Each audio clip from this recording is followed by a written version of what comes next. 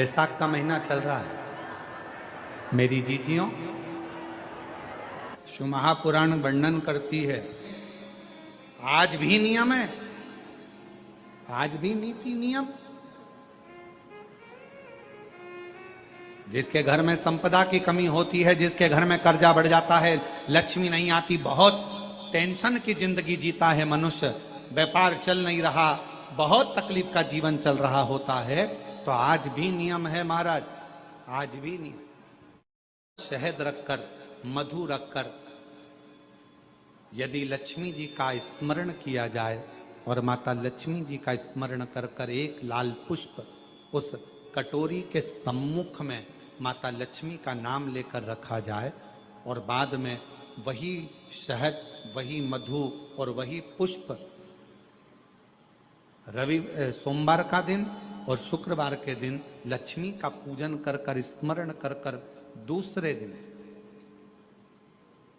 शुक्रवार के दिन पूजन करें, शनिवार के दिन उस मधु का, उस पुष्प का विसर्जन करें, सोमवार के दिन पूजन करें लक्ष्मी जी का स्मरण कर कर, और मंगलवार के दिन अगर विसर्जन करें, 5 या 7 सोमवार या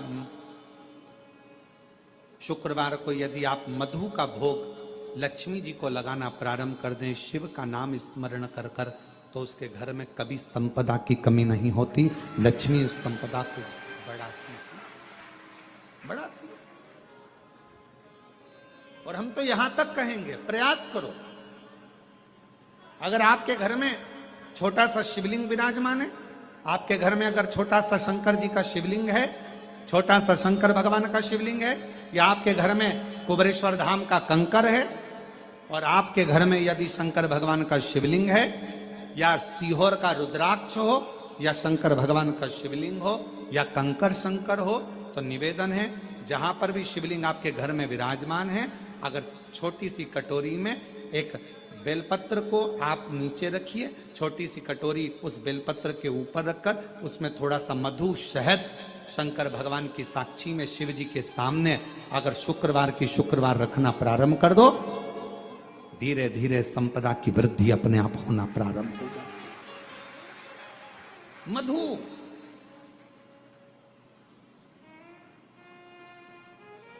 देवी भागवत का यह प्रसंग है, छठे स्कंद का 16वां और 17वां अध्याय देवी भागवत का वर्णन करता है। मां लक्ष्मी पृथ्वी पर आ गई, रात्रि को देखा कहीं स्थान नहीं, एक बूढ़ी के स्थान पर, बूढ़ी के दरवाजे पर जाकर विनय करी, शहद मधु पाने को मिला, वर दे दिया, मैं तुझे वर देती हूं, तेरे घर में कभी संपदा की कमी नहीं आई। तूने मुझे मधु दिया, तूने मुझे शहद दिया, 56 भोग दीपावली के दिन माता लक्ष्मी को लोग लगाते हैं, ढेरों सारा गुजिया, पपड़िया, बर्फी, चक्की, मठरी, खाजे, पपड़िया सब लक्ष्मी जी को भोग लगाते हैं। पर यदि एक पान के पत्ते पर भी एक बूंद अगर शहद का दीपावली के दिन अगर रात्रि को भी लक्ष्मी को भोग लगा दिया जाए तो कभी संपदा कम नहीं।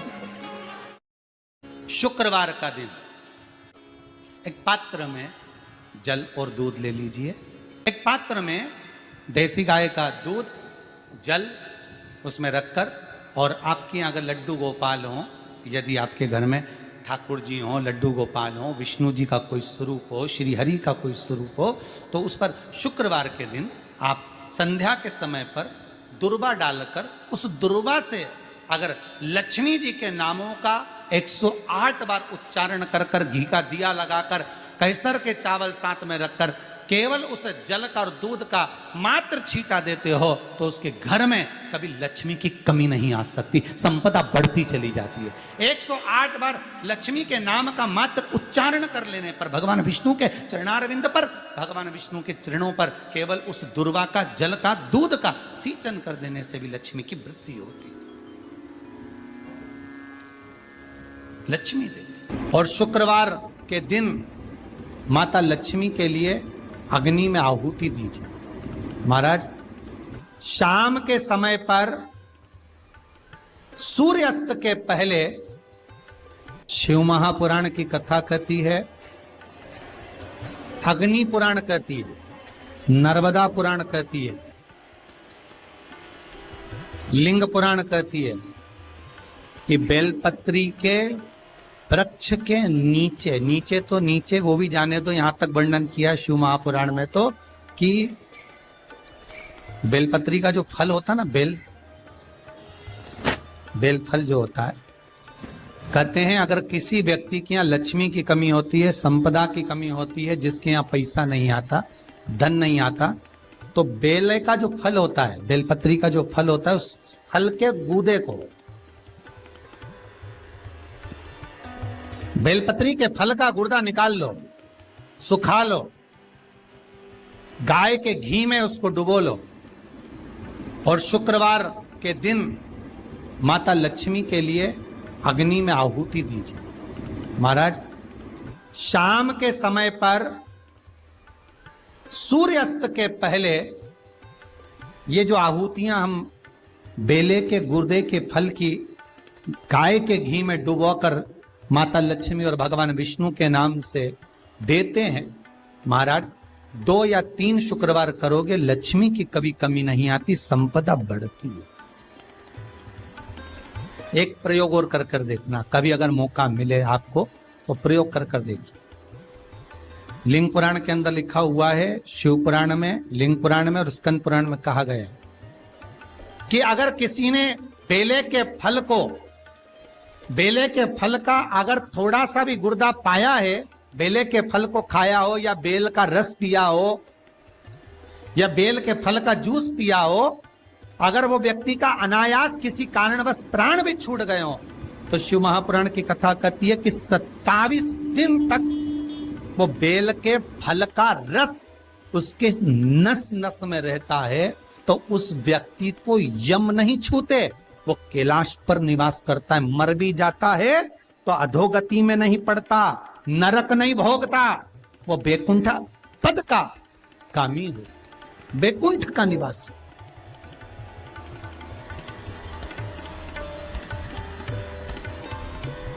बैकुंठ का निवास।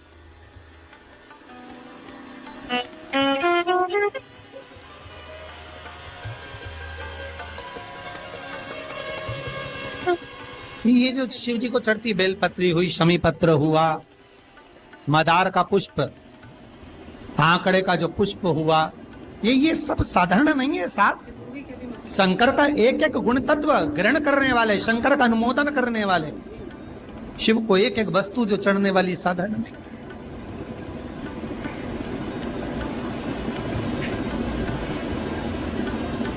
महाराज, हम तो आपसे निवेदन पहले भी करे, आज फिर करते। मान लो आपको ऐसा लगता है कि घर में बीमारियां ज्यादा घेर रही है, तो एक बेल का टुकड़ा, बेले का फल का एक टुकड़ा अपने ही घर में कहीं पर भी कटोरी में रख दीजिए, शिव का स्मरण, सुख प्रदान करेगा। अगर थोड़ा बहुत रोग आ भी गया निकल जाएगा, पर बड़ी बीमारी में कोई फंस नहीं पाएगा, ज्यादा जनहानि नहीं होगी, तकलीफ नहीं भोग पाएगा। शिव को प्रिय। फिर वही स्कंद पुराण का संवाद आगे, बेल पत्री के वृक्ष की जो जड़ होती है, उस जड़ के अंदर 33 कोटि देवताओं का निवास होता है।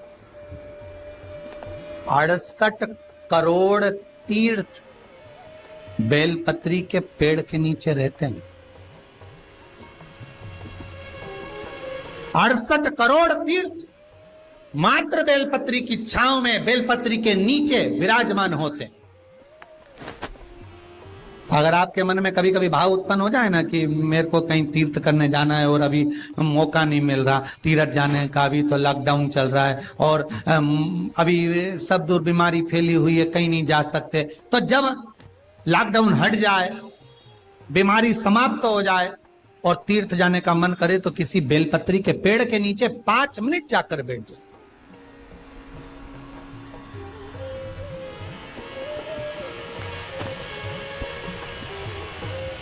और जप लो, श्री शिवाय नमस्तुभ्यम। जितने बैठे हो टीवी के सामने प्रेम से बोलो, श्री शिवाय नमस्तुभ्यम।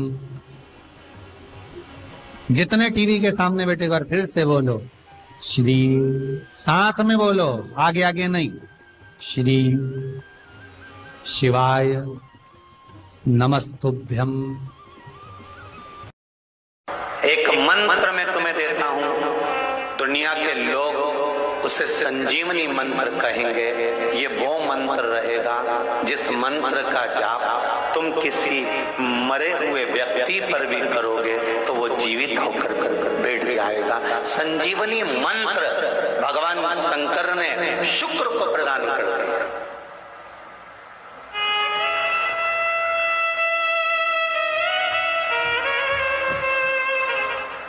संजीवनी मंत्र, और संजीवनी मंत्र जब भगवान शंकर ने शुक्र को दिया और शुक्र ने उस मंत्र का स्मरण करना प्रारंभ करा तो शुक्र के पास में तो आनंद की अनुभूति हो गई बिना मांगे। शंकर भगवान से शुक्र ने ये नहीं कहा कि मुझे ये मंत्र देना, पर शिव ने दे दिया।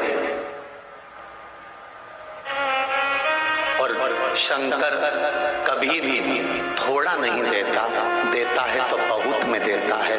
शुक्र, मैंने तुम्हें संजीवनी मंत्र दिया है, इस मंत्र को रखना और मैं तुम्हें देव तुल्य बनाता हूं, तुम ग्रहों में पूजे जाओगे।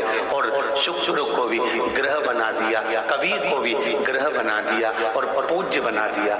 ध्यान दीजिएगा, महामृत्युंजय मंत्र का आप जाप करते हैं?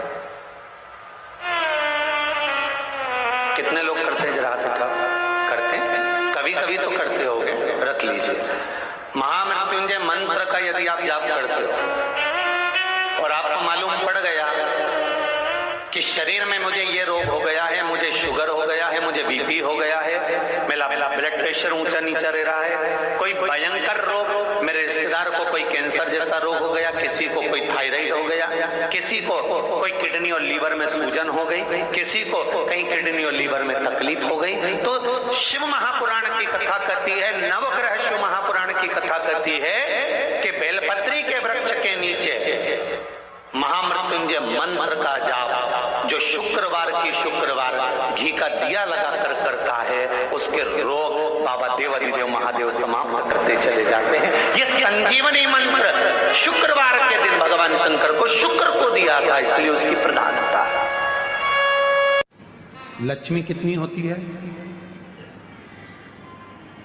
जम के बोलो, लक्ष्मी कितनी होती है? आप लोगों ने वैभव लक्ष्मी की कथा पढ़ी होगी, तो कितनी लक्ष्मी है? 8। गणेश जी कितने होते हैं? अष्टविनायक की कथा सुनी होगी, गणेश जी कितने होते हैं? 8। सरस्वती भी, वीणा देवी भी अपने अलग अलग स्वरूप में विराजमान है।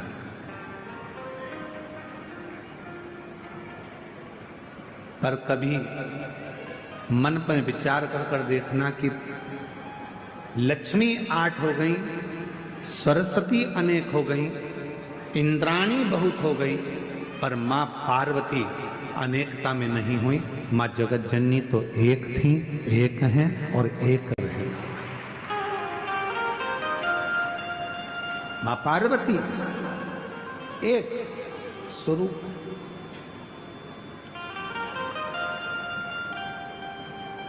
किसी ने पूछा मां पार्वती जी से कि लक्ष्मी जी 8 रूपों में धारण करती हैं, कोई उनको संतान लक्ष्मी कहता है, कोई उनको वैभव लक्ष्मी कहता है, कोई उनको धान्य लक्ष्मी कहता है, कोई उनको कुछ लक्ष्मी कहता है। अनेक तरह की लक्ष्मी की पूजन दुनिया के लोग करते हैं। और मां पार्वती जी आप तो अकेली। पार्वती जी कहती हैं कि मुझे अलग अलग रूप धारण कर कर देने की जरूरत नहीं पड़ती। जो संसार का व्यक्ति मेरे पति देवाधिदेव महादेव को शंकर के मंदिर में जाकर शिवलिंग पर जब वो जल चढ़ाता है, आपको पहले भी कथा में कहा कि शंकर का जो ये शिवलिंग है, ये शिवलिंग शिव का स्वरूप है। ये जो जलाधारी है गोल, जिसमें पानी गिरता है ये पार्वती जी का स्वरूप है। सामने से जो जल बहता है उसके बीच में एक मोटी सी लाइन होती है जो भगवान शंकर की छोटी लड़की अशोक सुंदरी है। फिर राइट में गणेश जी महाराज, लेफ्ट में सदानंद कार्तिकेय जी हैं। शिवलिंग के ऊपर जो बूंद बूंद पानी घड़े में से टपकता रहता है वो शंकर जी की 5 लड़कियां हैं, जया, विषहरा, शामरी बारी, दौतली, देव। ये पूरा परिवार शंकर जी का एक ही जगह पर है। तो पार्वती जी कहती हैं लक्ष्मी जी को अपना रूप रखना पड़ेगा। संतान देना है तो संतान लक्ष्मी, धन देना है तो धन लक्ष्मी, वैभव देना है तो वैभव लक्ष्मी। पार्वती जी कहती हैं मुझे रूप रखने की जरूरत नहीं है। जो मनुष्य एक लोटा जल लेकर शंकर के मंदिर में जाकर शिवलिंग पर जल चढ़ाता है और वो जल जो मेरे पास बहकर आता है वो अलग अलग जगह से नहीं जाता, एक ही जगह से नीचे गिर जाता है। अर्थात शिव और पार्वती को रूप रखने की जरूरत नहीं पड़ती। जो आया जो मांगा एक ही रूप में उसके भंडार भर दिए जाते हैं, उसको धन वैभव सत्ता प्रदान कर दी जाती है। हमें रूप रखने की जरूरत नहीं।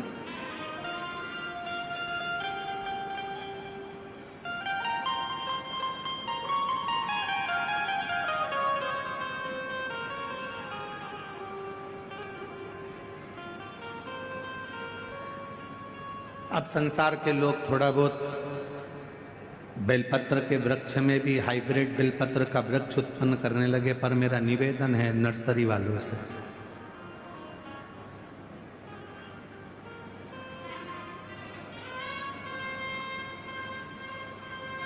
कई नर्सरी वाले ओरिजिनल बेलपत्र के पेड़ को ना देते हुए हाइब्रिड बेलपत्र के पेड़ को देते हैं। और जिस बेलपत्र का पत्ता हमारे पुराने बेलपत्र के पत्ते से नहीं मिलता है, उसका पत्ता इतना कारगर नहीं होता जितना हमारा पुराना जो बेलपत्र होता है, जो सही ओरिजिनल बेलपत्र होता है उसका।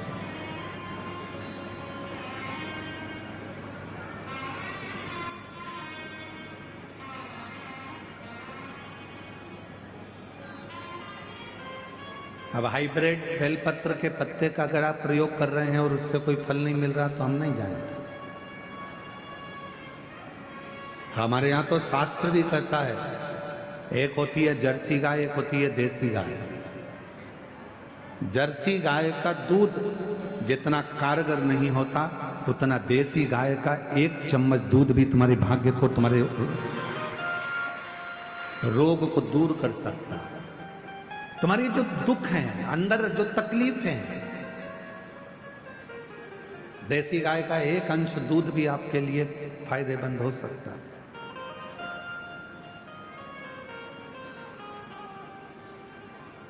वो तो ना जाने कहां से ऐसा नियम आ गया कि शंकर जी पर 1 कुंटल दूध चढ़ाओ, 50 लीटर दूध चढ़ाओ, 5 लीटर दूध चढ़ाओ, 1 किलो दूध चढ़ाओ, 2 किलो दूध चढ़ाओ।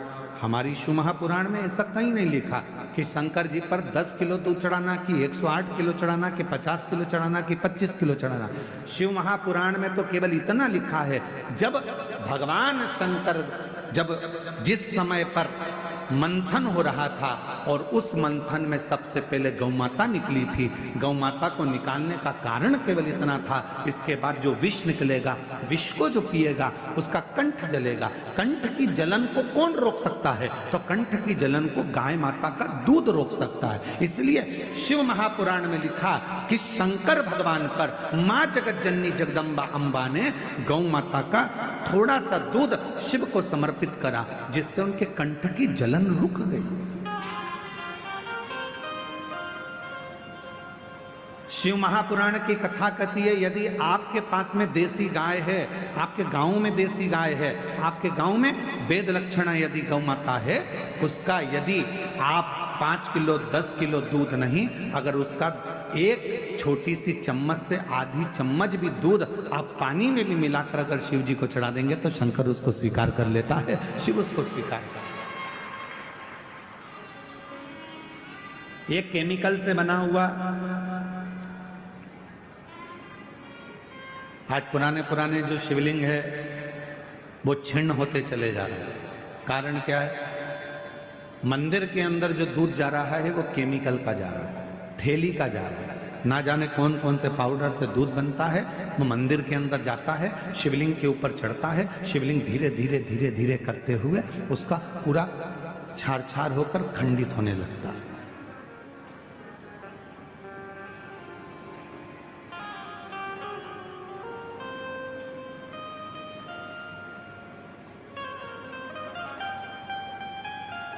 धीरे धीरे वो पूरा खंडित होता चलेगा।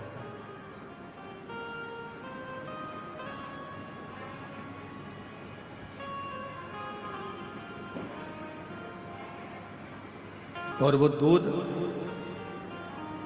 पीने वाले को भी हानि पहुंचा रहा है और भगवान शंकर के शिवलिंग को भी हानि पहुंचा रहा है। इसलिए शिव महापुराण ने एक बात कही, सारी समस्या का हल, जम के बोलो जरा, एक लोटा जल। जल जल ही रहता है। उस जल में ये नहीं देखा जाता कि वो जल में क्या है। जल तो जल है। तुम्हारे घर का एक लोटा जल, तुम्हारे परिवार में जो घर के अंदर लोटा भर जल हो, वो जल आप समर्पित करो, भटको ना, केवल वो जल।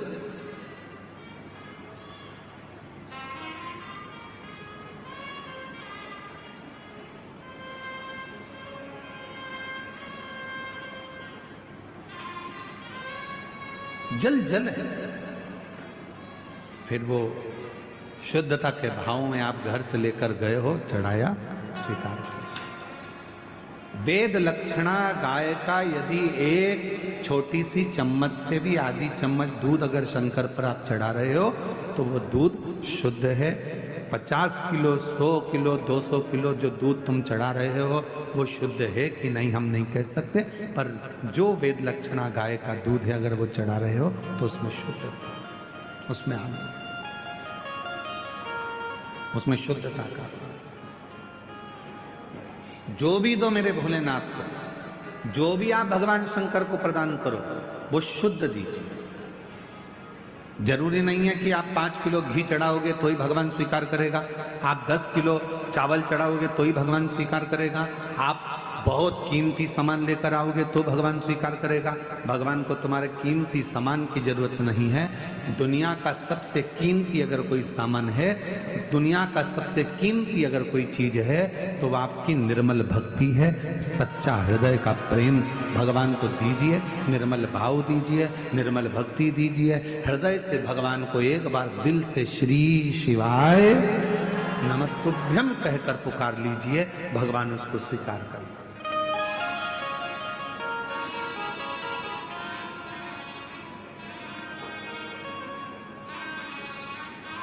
जब तुम संपूर्ण तरह से हार जाओ, लगे अब कुछ भी नहीं अपने पास में, एकदम खाली हो गए, कुछ भी नहीं बचा, तब बेलपत्र के वृक्ष के नीचे शंकर जी के मंदिर के सम्मुख में 2 दीप लगाना प्रारंभ कर दीजिए। एक लंबी बाती का दीप, एक गोल बाती का दीप, एक शक्ति का, एक शिव का। दोनों दीप घी के दोनों सामने रखो, बाबा को प्रार्थना करो। शिव मंदिर में लगाने के बाद फिर बेलपत्री के वृक्ष के नीचे जाओ। उस बेलपत्री के वृक्ष के नीचे जाना जिसकी छांव तुम्हारे ऊपर पड़े। पौधा नहीं, पौधे की छांव नहीं आ पाती अपने ऊपर, पौधा छोटा सा रहता है तो उसकी छांव नहीं आती। बेलपत्र के वृक्ष की छांव में बैठकर 2 दीप लगाओ जिसकी छांव है। 2 महीना नियम ले लो, शाम के समय पर दिन भर मेहनत करूंगा, परिश्रम करूंगा, अपने व्यापार को बढ़ाऊंगा, कर्म करूंगा, मेहनत करूंगा, और शाम को प्रदोष काल में मेरे घर का कोई भी व्यक्ति जाएगा, शिव मंदिर में 2 दीप और बेलपत्र के वृक्ष के नीचे 2 दीप लगाएगा।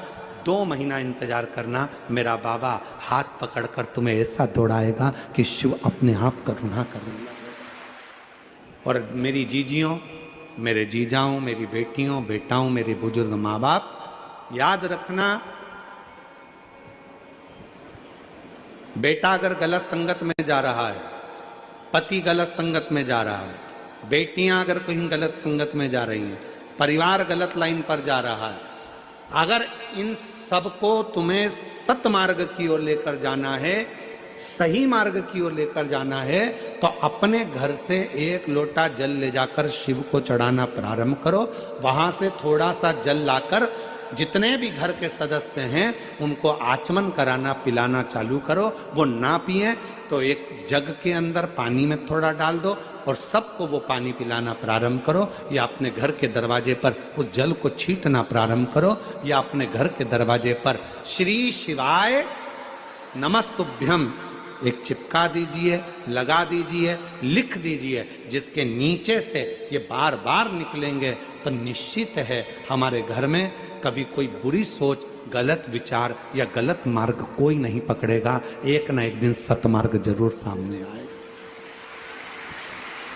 एक ना एक दिन सतमार्ग आएगा। बस थोड़ा सा प्रयास, थोड़ा सा बल। शंकर भगवान का एक लोटा जल सारी समस्या का